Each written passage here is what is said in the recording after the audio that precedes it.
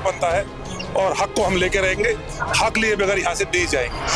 समर्पण, ज्ञान, बलिदान इसकी जरूरत है।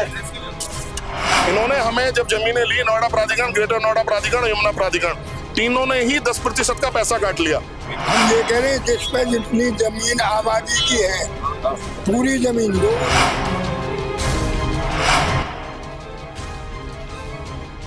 देश के अन्नदाता किसान इस समय राजधानी दिल्ली में है। इनके कुछ मांगे हैं, ये काफी दिनों से मांग कर रहे हैं, उसको लेके आज ये दिल्ली पहुंचे हुए हैं। इनकी क्या कुछ मांगे हैं आज हम इन्हीं से जानते हैं। जी सर, आपकी क्या मांगे हैं? आज 10% का एक बड़ा मुद्दा है। हमारी जमीन से कटा हुआ है, हमारे पैसे कटे हुए हैं। 10% हमारा अधिकार है, मांग नहीं। 2013 का भूमि अधिग्रहण कानून जो इस गौतम बुद्ध नगर से बना वो इसी पे लागू नहीं है। एक गांव को किसान को 4 गुना नहीं दिया गया, सर्किल रेट बढ़ोतरी नहीं की गई। हमारी 2 बड़ी डिमांड है, इनको पूरा कराए बगैर हम वापस नहीं जाएंगे। क्या 2 मांगे क्या सर आपकी? नंबर 1 10%, नंबर 2 2013 का भूमि अधिग्रहण कानून। इसके पहले भी आप लोगों ने प्रदर्शन किया था, प्रोटेस्ट किया था, उसमें लेके आपकी कुछ बात बनी तो उस समय एक कमेटी बनाई और ये कहा गया कमेटी अपना निर्णय देगी। कमेटी ने हमारे साथ धोखा किया है। कमेटी ने कमेटी खेलते हुए हमको 1 साल पीछे कर दिया। अब हमें कोई कमेटी पर विश्वास नहीं है, हमें घोषणा चाहिए। हम घोषणा कराए बगैर वापस नहीं जाएंगे। अच्छा, आप फाइनल अपना हक लेके ही यहाँ से जाएंगे? 100% हम अपना हक लिए बगैर वापस नहीं जाएंगे। ठीक है, तो ये देख रहे हैं कि किसानों की मांग है कि जब तक इनका हक नहीं मिलता तब तक यहाँ से वो नहीं हटने वाले हैं। तो और भी यहाँ पे किसान है, अन्नदाता है देश के, उनसे हम जानने की कोशिश करते हैं कि क्या कुछ है। सर क्या मांग है? ये हमारी तो यही मांग है, 10%, 64%, और हमें रोजगार चाहिए। जब हम खेती करनी जानते थे, हाँ, जब हम खेती करनी जानते थे, खेती इन्होंने ले ली और उद्योग के नाम पे ग्रेटर नोएडा बसाया। बताइए कितने बच्चे ने इन्होंने टेंड करके उसमें लगवा दिया, कितने बच्चे ने स्कूल में शिक्षा दिला दी। ये सरकार और ये तुम्हारी अथॉरिटियां आने वाली नस्लों को चोर बनाने जा रही हैं। जिन पे जमीन है वो तो जमीन के पैसे से 2-4 साल जिंदे रहेंगे। जो हमारे साथ भूमिहीन बच्चे रहे या भूमिहीन हमारे साथ गुजारा करे, उनका क्या है? उनको भी इन्होंने आज तक कुछ नहीं दिया। तो इनसे हम जानेंगे क्या करें, इनके क्या कुछ मांगे हैं। तो क्या 10% प्लॉट समान रूप से सभी को मिलना चाहिए। आबादी के निस्तारण के लिए जो कमेटी ने, हाई पावर कमेटी बनी थी पिछली बार दिल्ली कूच के दौरान, उसने जो निर्णय दिया है वो लागू, धरातल पर लागू हो, शासन उनको लागू करे। नए कानून के हिसाब से सबको बेनिफिट मिले, सबको मुआवजा मिले। निश्चित तौर पर कोई मांग नहीं है, समानता के भाव से सबको स्थापित करने की बात है। आप अपनी मांग रख रहे हैं, मतलब वो अपना हक मांग रहे हैं? जी बिल्कुल, ये हमारा हक बनता है और हक को हम लेके रहेंगे। हक लिए बगैर यहाँ से नहीं जाएंगे। पिछली बार भी जैसा कि आप लोग आए थे यहाँ पे, दिल्ली कुछ केस थे, दिल्ली आए थे, अपनी कुछ मांग रखे, तो उसमें कुछ जांच की कमेटी बैठाई गई थी। हाई पावर कमेटी बनी थी और हाई पावर कमेटी ने कुछ मुद्दे हमारे पॉजिटिव किए थे और जो हम ये कह रहे हैं कि कुछ पॉजिटिव कर दिए थे, कुछ नेगेटिव कर दिए थे। नेगेटिव को लेकर हम यहाँ बैठे हुए हैं, पॉजिटिव जो कर दिए थे वो उनको धरातल पर उतार दे। हमारी 3 ही मांग है। हाई पावर कमेटी ने जो दिया था उसको लागू करो, 10% प्लॉट दे दो, नए कानून के हिसाब से सबको मुआवजा और उसे बेनिफिट दे दो। बस जब तक आपकी मांग पूरी होगी आप दिल्ली से नहीं हटने वाले इस बार? बिल्कुल नहीं हटेंगे, यहीं डटेंगे, नहीं हटेंगे। क्या नाम है? मेरा नाम सुधीर चौहान है। आपकी क्या कुछ मांग है सरकार से? मांग कुछ नहीं है जी, एक्विजिशन की कंडीशन को इंस्टीट्यूशन डिबार करना है। इन्होंने हमें जब जमीनें ली, नोएडा प्राधिकरण, ग्रेटर नोएडा प्राधिकरण, यमुना प्राधिकरण, तीनों ने ही 10% का पैसा काट लिया और वो रिहेबिलिटेशन में हमें प्लॉट दिए जाने थे।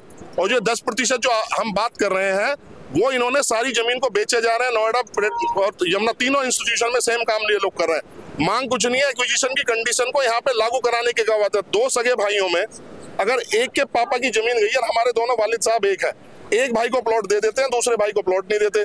वैसे आर्टिकल 14 न्याय से पहले समानता का अधिकार हमें देता है। ये जो है यहाँ पे 2 विधान 2 संविधान की बात की ये पार्टी करती थी कि इस देश में एक संविधान एक विधान रहेगा। इनका जन्म ही एक संविधान विधान के लिए हुआ, लेकिन धारा 370 ये कश्मीर से हटाते हैं, गौतम बुद्ध नगर पे लागू करते हैं, हमारे घरों पे नोएडा दर्ज करते हैं। तो इन्होंने स्थिति इतनी खराब कर दी है। देखिए, IPC, CRPC और लैंड एक्विजिशन बिल, कोई भी बिल हो, कोई भी रूल रेगुलेशन हो, क्लियरली देश में डिफाइंड है उसको आप नए नए चीजों पे नहीं कर सकते। मैं यहाँ पे किसी आदमी को अगर चांटा मारूंगा तो मेरी उसमें कौन सी धारा लगनी है, किसी का गोली मारूंगा कौन सी धारा लगनी है, किसी को अटेम्प्ट टू मर्डर है कौन सी धारा लगनी है, सब कुछ डिफाइंड है। तो लैंड एक्विजिशन बिल जब जनवरी 2014 में डिफाइंड हो चुका है, तो ये नई नई इंटरप्रिटेशन है प्राधिकरण के रूप में क्यों निकाल के ले आते हैं? रोजाना एक अखबार में छपता है न्यू नोएडा आ जाएगा, न्यू ग्रेटर नोएडा आ जाएगा, और जो यमुना का उसका एक्सटेंडेड पार्ट आ जाएगा। नई नई व्यवस्था देश में नहीं चलेंगी। जैसा पूंजीपति कोई जाता है शाम को बैठ के एक कमेटी फॉर्म करके और एक नया प्राधिकरण बनवा के जाके स्टेट गवर्नमेंट से लेके आ जाता है। और जहां जमीन धारा 24 भी इन्होंने खत्म कर दी, जहां जमीन 100 एकड़ जमीन चाहिए उसको 500 एकड़ का अलॉटमेंट कर रहे हैं। वो 5 एकड़ में फैक्ट्री बनाता है और 495 एकड़ में जमीन को महंगा करके बेचा जा रहा है। किसान को जमीन से दूर करा जा रहा है। और जब महंगाई बढ़ेगी, एयरपोर्ट के आसपास जब वैल्यूएशन बढ़ेगा, इकोनॉमिक ग्रोथ होगी, तो वो सारी जमीन किसान के हाथ से निकलकर पूंजीपतियों के हाथ में पहुंच चुकी होगी। किसान के बच्चे या तो वहां ड्राइवर होंगे, मजदूर होंगे। कोई स्कीम किसानों के लिए नहीं है। जितना वर्क खड़ा हुआ है, मीडिया का वर्क खड़ा हुआ है, पुलिस का वर्क खड़ा हुआ है, मिडिल क्लास में अगर एक भी फ्लैट जाके खरीद लो, मैक्स स्टेट में 10 करोड़ का फ्लैट 6.5 करोड़ में गोदरेज फ्लैट बेचती है। EWXC की स्कीम, लाल फ्लैट की स्कीम, LIG की स्कीम, सुपर MIG की स्कीम, पूरे 15 साल से इन्होंने प्राधिकरण ये स्कीम गरीब वर्ग के लिए निकाली हो, सबको मजदूर बना दिया है। और जो दूर से इन सरकारों के नारे लगा रहे हैं, एक दिन गरीब और मजदूर बनके सड़कों पे रहेंगे, अपने बच्चों के लिए एक आशियाना इन अब बड़े शहरों में नहीं खरीद पाएंगे और केवल आप रहेंगे रेंटल और आप मजदूर बन जाएंगे, सरकारी मजदूर। इसलिए जो रूल रेगुलेशन देश में समान रूप से लागू होता है, उसमें यह बताने की जरूरत नहीं होती कि ये रूल किस तरीके से कैसे लागू होगा, सब कुछ डिफाइंड है। भूमि अधिग्रहण 2014 बिल आ चुका है, सर्किल रेट रिवाइज करने पड़ेंगे।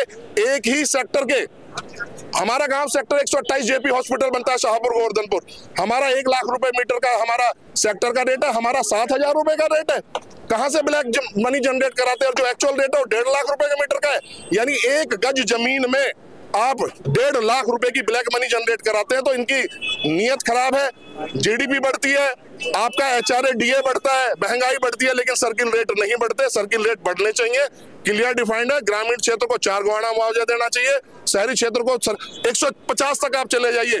एक डिस्पेंसरी दिखा दीजिए, एक खेल का मैदान दिखा दीजिए, एक गवर्नमेंट हॉस्पिटल दिखा दीजिए जिसमें अपना लोग इलाज कर लें।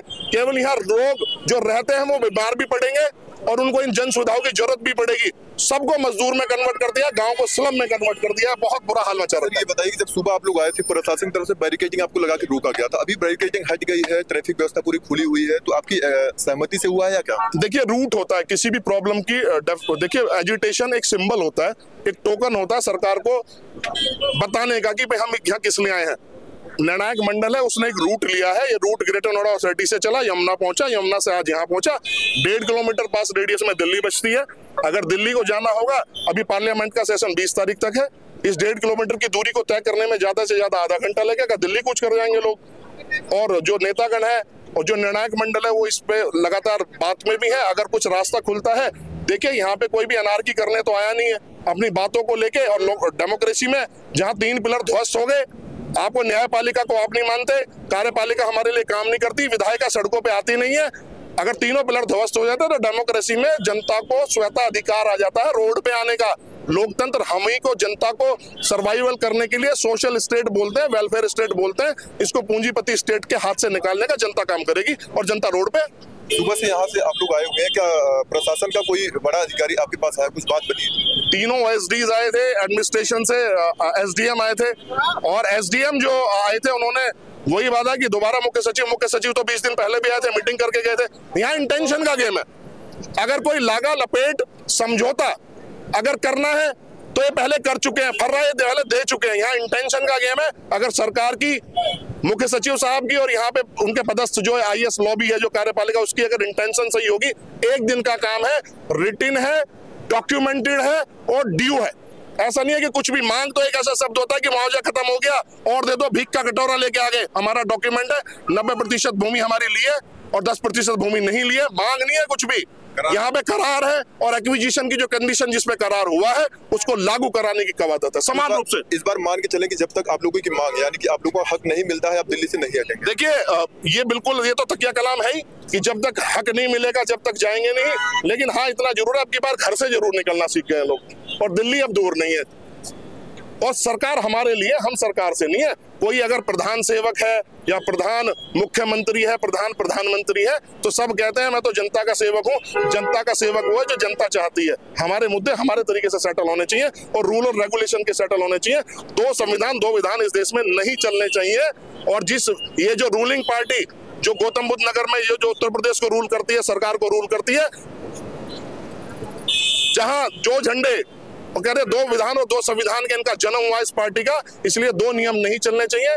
भूमि अधिग्रहण बिल 2014 लागू करो, जमीन लो, बड़े खुश होकर लोग देंगे, पहले सर्कुलर रेट रिवाइज करके जमीन लो।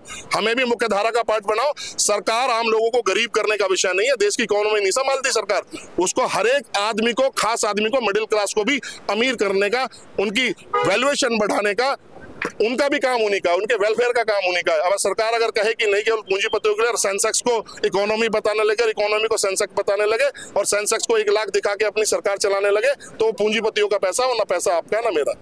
तो किसानों का कहना है साहब कि जब तक हमारी मांग इस बार पूरी नहीं होती है, हम यहाँ से दिल्ली से नहीं हटेंगे। सरकार को इस बार सड़क पे आके हमारी बात माननी ही पड़ेगी। तो हमारे साथ और भी कुछ किसान हैं, उनसे हम जानना चाहते हैं कि आखिर सरकार को क्या कुछ अपना मैसेज देना चाहते हैं। क्या नाम है?